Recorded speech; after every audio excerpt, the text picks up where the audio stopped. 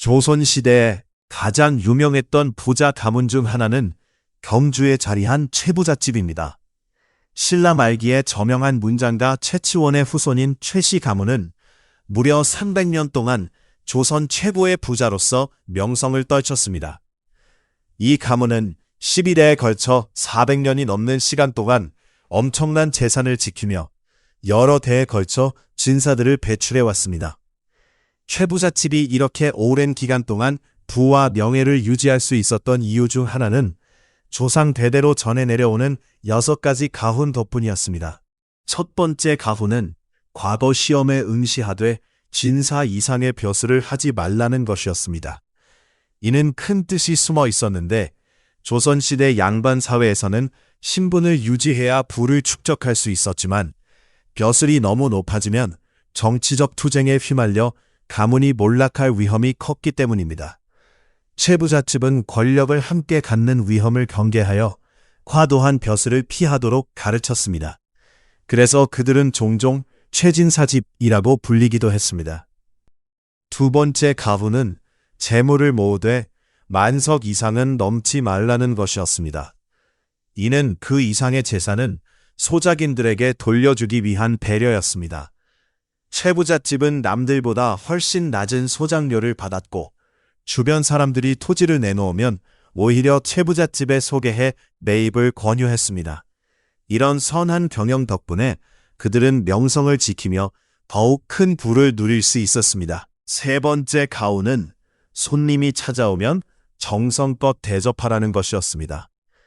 조선시대에는 주막과 같은 숙박시설도 있었지만 부잣집에 들러 하룻밤 신세를 지는 경우가 많았습니다. 특히 최부잣집은 조선 팔도의 소문이 자자하여 경상도 지방을 여행하는 사람들이 한 번쯤은 들러 숙식을 제공받곤 했습니다. 이처럼 후학과 손님에 대한 대접을 소홀히 하지 않았습니다. 네 번째 가훈은 흉년에는 땅을 사지 말라는 것이었습니다. 흉년이 들면 사람들은 굶주림을 피하기 위해 싼 값에 땅을 내놓았고 부자들은 이를 기회로 헐값에 땅을 사들였습니다. 그러나 최부잣집은 이를 사람의 도리가 아니라고 여겨 철저히 금했습니다. 남의 약점을 이용해 재산을 늘리면 원한을 사게 된다는 신념에서였습니다. 다섯 번째 가훈은 며느리들이 시집 온 후 3년 동안 무명옷을 입어야 한다는 것이었습니다. 최부잣집 사람들은 근검절약 정신을 매우 중시하여 집안 살림을 맡은 여성들에게도 절약하는 습관이 몸에 배도록 철저히 교육했습니다. 이는 집안의 재정을 튼튼히 하고 가문의 전통을 지키기 위한 방책이었습니다. 마지막 6번째 가훈은 사방백리 안에 굶어 죽는 사람이 없도록 하라는 것이었습니다. 흉년이 들었을 때 굶주린 백성을 위해 곳간을 열어 이웃의 고통을 외면하지 않고 덕을 베풀며 돌보았습니다. 실제로 최부잣집은 연간 쌀 3,000석을 거두어 그중 1,000석은 집안 식량으로 쓰고 나머지 2,000석은 손님 접대와 어려운 이웃을 돕는 데 사용했다고 전해집니다. 이처럼 최부잣집은 조선 사회에서 노블레스 오블리주를 실천한 전형적인 모범 가문이었습니다. 그러나 19세기 들어 조정의 부패와 일본의 침략으로 나라가 혼란스러워지자 최부잣집 또한 점차 몰락의 길을 걷기 시작했습니다. 11대 최현식 때에 이르러서는 탈빈당의 공격으로 최부잣집이 위기에 처했으나 도움을 받았던 농민들이 나서서 탈빈당을 물리쳐 위기를 넘겼습니다. 이후 일제강점기가 도래했고 12대 최준을 마지막으로 최부잣집은 막을 내렸습니다. 최준은 만석군 지주로 태어난 문파 최주제의 장남으로 가문의 마지막 부자로 알려져 있습니다.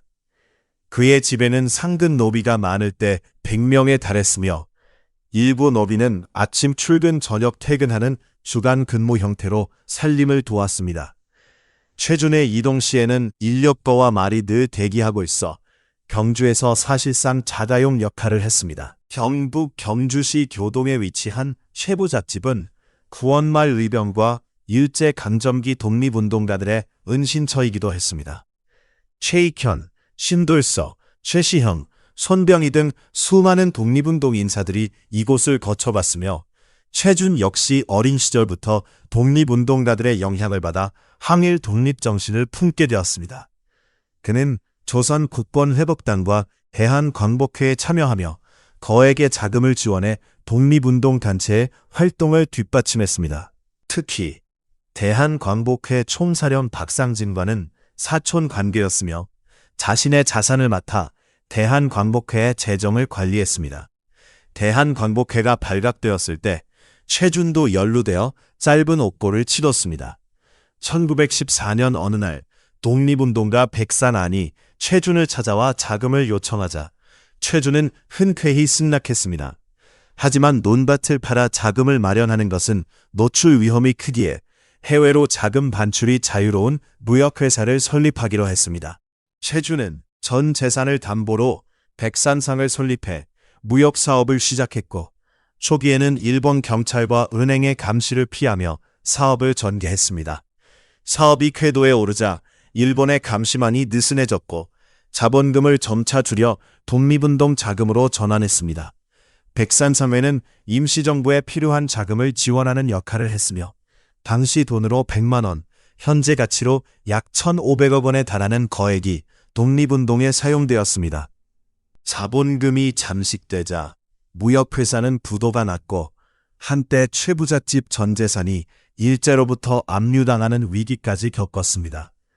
최준과 관계된 독립운동가 중에는 박정희 대통령의 형 박상희도 포함되어 있었으며 박상희의 딸 박영욱 여사는 아버지가 최부잣집에 독립 자금을 요청했을 때 최준이 요구 금액보다 훨씬 많은 돈을 지원했다고 회고했습니다. 최준의 동생 최완도 독립운동에 참여해 상해 임시정부 수립에 참가했으나 일제에 체포되어 고문을 받고 38세에 요절했습니다. 그는 대한민국 정부로부터 1990년 건국훈장 애족장을 추서받았으며 해방 후 최준은 김구와 100여 차례 만나 임시정부 독립운동 자금에 대해 감사의 뜻을 전받았습니다. 김구는 낡은 장부를 꺼내 최준에게 임시정부에 자금을 보낸 사람들의 내역을 보여주며 고마움을 표현했습니다.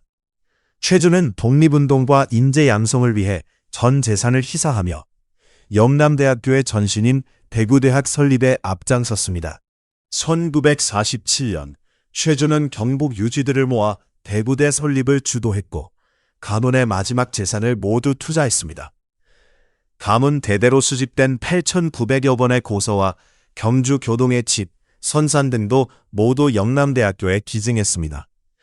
손자 최염은 할아버지가 대구대를 설립하게 된 배경으로 1910년 송병희 선생이 보성 전문을 맡아달라 요청했으나 재정 여력이 없어 김섬수를 추천한 일화를 소개했습니다. 이 일이 할아버지에게는 아쉬움으로 남아 해방 후 대구대 설립에 전 재산을 쏟아부은 계기가 되었습니다. 대구대는 1950년대를 거치며 지역을 대표하는 대학으로 자리 잡았고 많은 사립대학이 부정에 휩싸인 가운데서도 최준은 청렴하게 대학을 운영했습니다. 그러나 대구대 설립 이후 박정희 정권과 얽힌 복잡한 악연이 시작되었습니다. 1961년 5.16 군사정변으로 정권을 잡은 박정희는 대학 정비 사업을 추진하며 대구대의 학생 정원 감축과 학과 폐과를 요구했습니다. 재정난에 빠진 대구대는 신현학 이사의 주선으로 새로운 재단 운영자를 찾기 시작했는데 당시 삼성그룹 총수 이병철이 대학 운영에 관심을 보였습니다.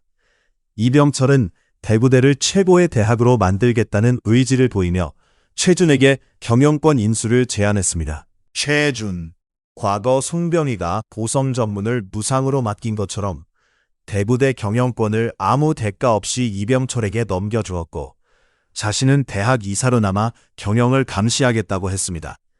이병철도 이를 수용하며 손자까지 대학 이사로 참여시켰습니다. 이후 대구대 경영권은 삼성 이병철 회장에게 넘어갔습니다.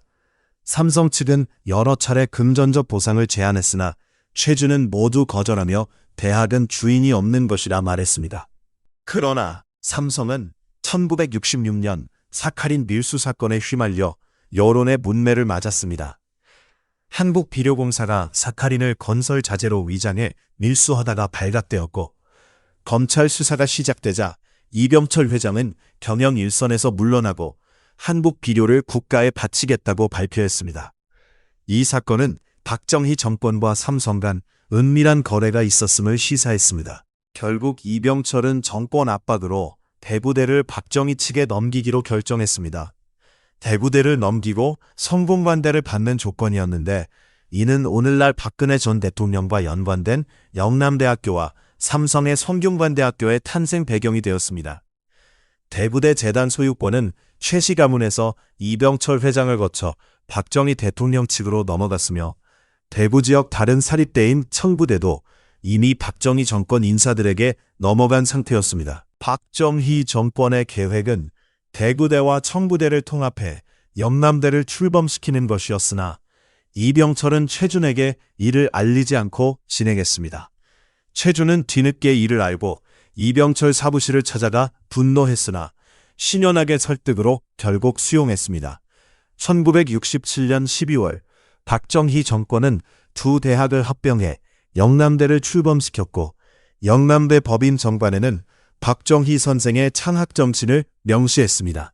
이로 인해 경주 최부잣집의 모든 재산은 영남대로 넘어갔습니다. 교동택지, 조상묘역, 가문 유물 등이 모두 영남대학교 소유가 되었고, 대구대와 청부대 합병 후 이병철은 경영 일선에 복귀했습니다.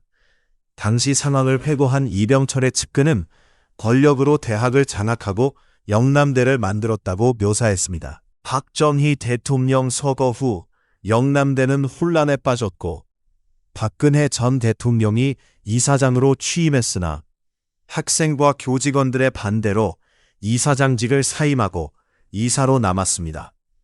그럼에도 1988년까지 영남대 재단은 국정감사를 받지 않고 존속했으며, 이 기간 최태민과 최순실 일가가 최준의 조상묘역 등 가문의 자산을 팔아치우기 시작했습니다.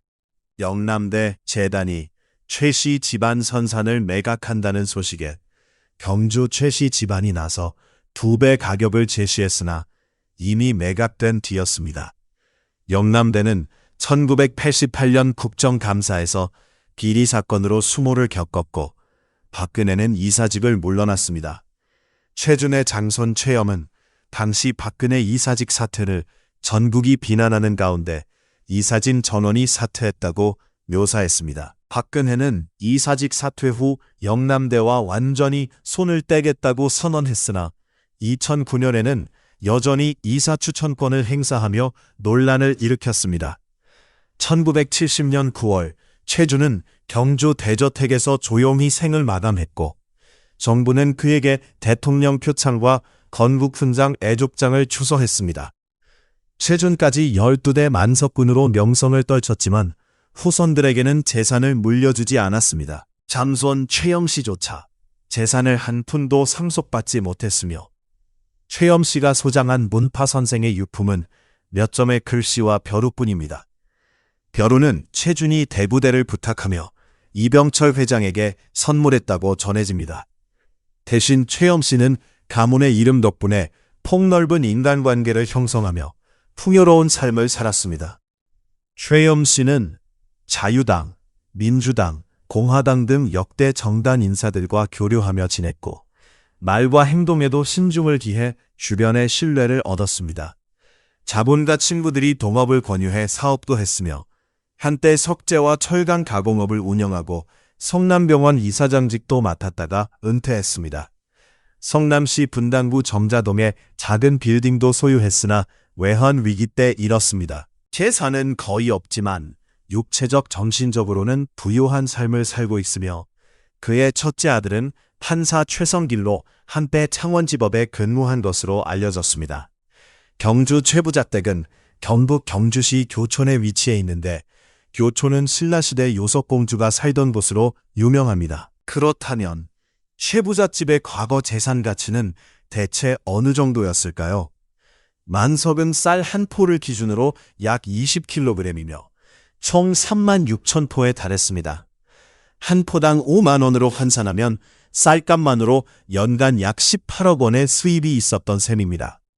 시대적 쌀값이 지금보다 3배 이상 높았던 점을 고려하면 현재 가치로 연간 50억 원 이상의 수입을 올렸다고 추정할 수 있습니다. 여기에 다른 작물 수입까지 합하면 훨씬 더 많은 수입이 있었을 것입니다. 300년 넘게 부를 축적한 최부잣집은 단순히 토지에서 나오는 소득만으로는 설명할 수 없는 거대한 부를 지녔습니다. 최씨 가문에서 가산을 탕진한 가주는 단 한 명도 없었기에 재산은 온전히 쌓였습니다. 게다가 농지와 집터, 선산까지 포함하면 재산 규모는 더욱 커집니다. 과거 영남대가 수십만 평의 토지를 대거 매각했는데 이 땅만 해도 지금 가치로 수천억 원에 달하는 것으로 알려져 있습니다. 즉 최부잣집 재산 가치는 현재 기준 최소 수천억 원으로 추정됩니다. 그러나 놀랍게도 최준 선생은 이 모든 부를 독립운동과 교육을 위해 전부 내놓았습니다. 그는 전 재산을 사회에 환원한 후 이렇게 말했습니다. 나라가 해방되었으니 일제의 감시도 없고 전 재산을 희사했으니 도둑이 들어도 드릴 곳이 없으니 대문을 활짝 열어두라. 오늘 이야기는 여기서 마치겠습니다. 재밌게 보셨다면 구독과 좋아요 부탁드립니다. 지금까지 역사 비디오였습니다.